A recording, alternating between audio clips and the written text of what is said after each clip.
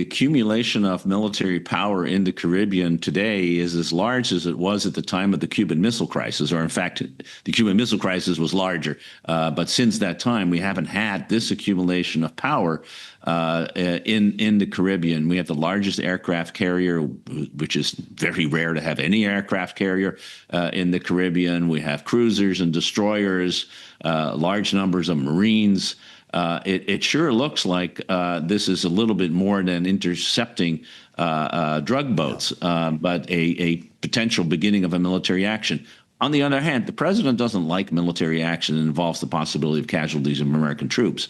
And so this may just turn out to be a bluff. The problem is, if it's a bluff, what happens if Maduro calls it? You were ambassador to NATO. What do our NATO allies think about this in terms of intel sharing or their lack of knowledge about what's happening in the region? So they're worried. Part of it, they're worried because, of course, the Gerald Ford aircraft carrier was pulled out of the Mediterranean, was there for exercises and a presence that was important for NATO.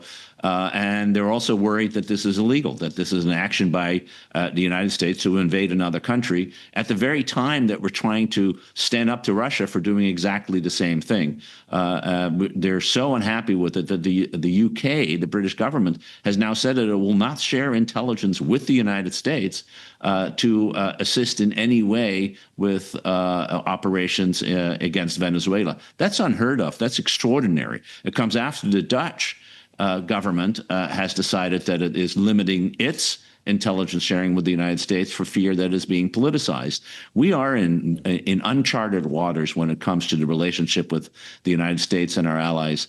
If America first means that we have to lose our allies in the process, we've got a problem. We're stronger with our allies than we are having to stand by ourselves, and that's unfortunately the way we're heading.